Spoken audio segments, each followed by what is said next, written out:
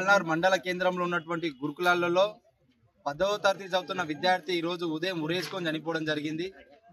కానీ ఇక్కడ ఉన్నటువంటి విద్యార్థులు వెళ్తే కలిసిన తర్వాత గతంలో కూడా మేము విద్యార్థులే కలిసినాము, మాట్లాడినాము. ఇక్కడ ఉన్నటువంటి ప్రిన్సిపాల్ గా హెడ్ మాస్టర్ గా బాధ్యత వ్యవహరిస్తున్నటువంటి అంజన్ రెడ్డి సార్ గారు, అదేవిధంగా కొంతమంది స్టాఫ్ విద్యార్థులని 10/10 తెచ్చుకోవాలని ఒక రీజన్ కావచ్చు, భోజనంలో నాణ్యత లేదు అని చెప్పడం విషయంలో కావచ్చు, అనేక సందర్భాల్లో మెంటల్ టార్చర్ వేస్తారని చెప్పి విద్యార్థులు చెప్పడం జరిగింది. ఇక్కడ లోపలికి వెళ్ళి చూస్తేనేమో మాకు ఇలాంటి సంబంధం లేదు, ఆ అమ్మాయి ఉదయం అంజన్ రెడ్డి ప్రిన్సిపాల్ తో మాట్లాడితే మాకు ఇలాంటి సంబంధం లేదు, అమ్మాయి పేరెంట్స్ మీద బెంగ పెట్టుకుని ఉరేసుకొని చనిపోవడం చెప్పి ఆయన సైడ్ ట్రాక్ పట్టిస్తూ ఉన్నారు. అదేవిధంగా లోపలికి వెళ్ళి చూస్తే మాత్రం పరిస్థితి వేరే రకంగా ఉన్నది. ఇది ఏం జరిగింది అనేది స్థానికంగా ఉన్నటువంటి ఎస్పీ మేడం గారు వెంటనే స్పందించి సమగ్ర విచారణ జరిపించాలని చెప్పి ఏపీ తరఫున మేము డిమాండ్ చేస్తా ఉన్నాం. లేని పక్షంలో ఈ హత్యకు ఎవరైతే పాల్పడ్డారో, ఈ హత్య గల కారణం ఎవరో, లేకపోతే విద్యార్థి పరిషత్ తీవ్రతన ఉద్యమాలు చేసి ఎవరైతే ఈ చర్యకు పాల్పడ్డారో శిక్షించే వరకు మేము పోరాడుతున్నాం అని మరొకసారి తెలుసుకుందాం. అదేవిధంగా కాంగ్రెస్ ప్రభుత్వం అధికారంలో వచ్చిన తర్వాత 59 హత్యలు విజయవంతంగా పూర్తి చేసుకుంది. దీనికి సమాధానం సీఎం రేవంత్ రెడ్డి వెంటనే స్పందించి ఇప్పటికైనా స్థానికంగా ఉన్నటువంటి ప్రజాప్రతినిధులను స్పందించి ఇలాంటి సంఘటనలు జిల్లా వ్యాప్తంగా కావచ్చు, అసెంబ్లీ వ్యాప్తంగా కావచ్చు, పునరావృతం కావద్దని చెప్పి మేము కోరుతా ఉన్నాము. పాల్నార్ మండలంలోని గురుకుల పాఠశాలలో ఆరాధ్య అనే అమ్మాయి ఉరేసుకొని చనిపోవడం జరిగింది. అయితే దాదాపు 7-7:30 గంటల సమయంలో అమ్మాయి ఉరేసుకోవడం చనిపోయింది. సో మేము ఇక్కడికి వచ్చి ఇక్కడ స్టాఫ్ని కానీ మన పోలీస్ సిబ్బందిని కానీ అడిగితే మేము లోపలికి వెళ్ళి మేము ఒక ఆర్గనైజేషన్ లోపలికి వెళ్ళి కనుక్కుంటాం, వీళ్ళు ఎటువంటి ఇన్ఫర్మేషన్ ఇవ్వకపోగా మేము లోపలికి వెళ్ళి కనుక్కుంటామంటే కూడా మమ్మల్ని అలౌ చేయనీయలేదు. వాళ్ళ క్లాస్మేట్స్ కానీ పిల్లలు కానీ స్టాఫ్ని కానీ ఎవరన్నా అడిగి కనుక్కుందామంటే కూడా మాకు ఎలాంటి అవకాశం ఇవ్వలేదు. మేము దాదాపు ఒక 2 గంటల నుంచి ఇక్కడనే ప్రభుత్వ జూనియర్ కళాశాల విద్యార్థులతో కలిసి ధర్నా చేయడం జరిగింది. ఆ తర్వాత డిఎస్పీ సార్, ఎస్ఐ సార్ వాళ్ళు వచ్చి మమ్మల్ని లోపలికి అలౌ చేస్తే మేము పోయి విద్యార్థులను మాట్లాడడం జరిగింది. ఆ విద్యార్థులు ఏమంటున్నారంటే నిన్నటి వరకు ఈరోజు ఉదయం వరకు కూడా చాలా మంచిగా ఉండే, మాకు కొంతమంది స్టాఫ్ ఏం చెప్పారంటే ఫ్యామిలీ ప్రాబ్లమ్స్ ఉన్నాయి, ఫ్యామిలీ ప్రాబ్లమ్స్ వల్ల ఇలాంటి జరిగింది అన్నట్టు వాళ్ళు ఉద్దేశపూర్వకంగా చెప్పారనమాట. సో ఆ అమ్మాయి కూడా హాస్టల్కి వచ్చి సంక్రాంతి హాలిడేస్ తర్వాత హాస్టల్కి రావడం జరిగింది. దాని తర్వాత ఫ్యామిలీ ప్రాబ్లమ్స్ ఎందుకు వస్తాయి అని చేసి మేము క్వశ్చన్ చేయడం జరిగింది. అయితే ఇక్కడ వచ్చిన తర్వాత కూడా ఎలాంటి ప్రాబ్లం జరగలేదంట, స్కూల్లో కానీ స్టాఫ్తో కానీ ఇలాంటి ప్రాబ్లం ఇబ్బంది లేదని చెప్పేసి వాళ్ళ క్లాస్మేట్ చెప్తున్నారనమాట. అయితే అక్కడ మేము కూడా వెళ్ళి చూసినాం. మేము కూడా వెళ్ళి చూస్తే కూడా ఎలాంటి ప్రూఫ్లు లేవు. అమ్మాయి బ్యాగులు కానీ బుక్కులు కానీ చెక్ చేయడం జరిగింది, అమ్మాయి ఉరేసుకున్న ప్లేస్ కూడా చెక్ చేయడం జరిగింది, ఎలాంటి ప్రూఫ్లు దొరకలేవు.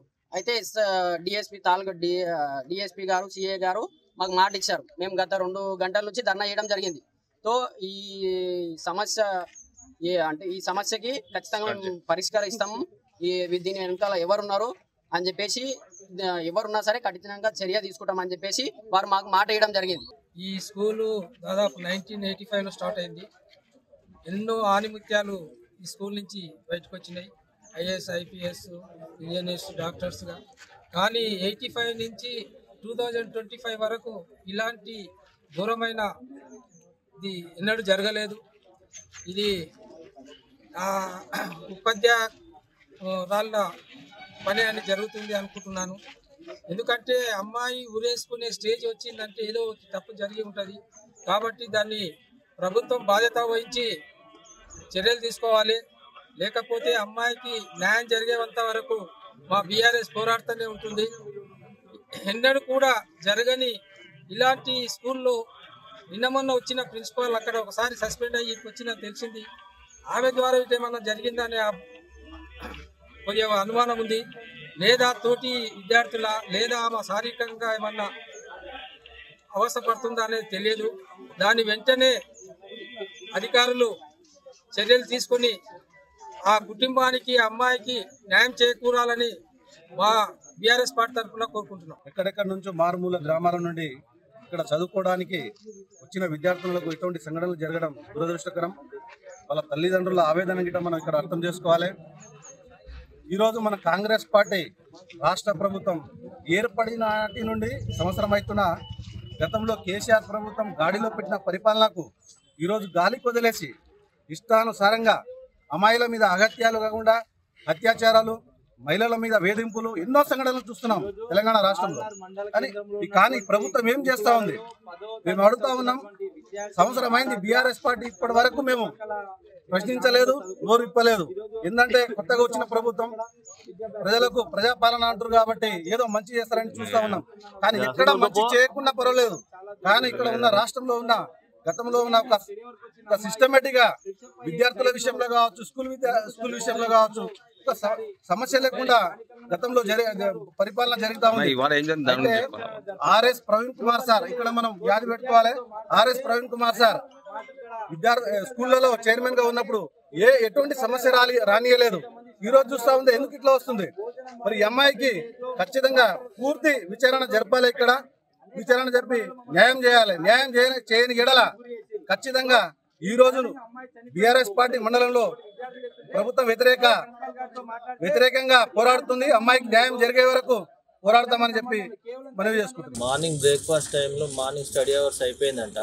అయిపోయిన తర్వాత ప్రిపేర్ అవుతారు కదా స్నానం చేయడానికి బ్రేక్ఫాస్ట్ కన్నా ముందు. ఆ టైంలో ఆ అమ్మాయి ఆడ పక్కన ఒక చీర ఉంటే ఆ చీర తీసుకొని ఆ స్కూల్లో పోయి క్లాస్లోకి. ఈ అమ్మాయి 10th క్లాస్ 7th క్లాస్ రూమ్లోకి పోయింది. అక్కడ ఊరేసుకుంది హ్యాంగింగ్. రీజన్ అనేది ఇంకా ప్రస్తుతం అయితే తెలియదు. చూద్దాం ఇన్వెస్టిగేషన్లో ఏమైనా ఉంటే తర్వాత మళ్ళీ మేము చెప్తాం. మరిన్ని వీడియోస్ కోసం ఛానల్ ని సబ్స్క్రైబ్ చేయండి. లేటెస్ట్ అప్డేట్స్ కోసం వాట్సాప్ ఛానల్ ని ఫాలో అవ్వండి. ఆ లింక్ డిస్క్రిప్షన్ లో ఉంది.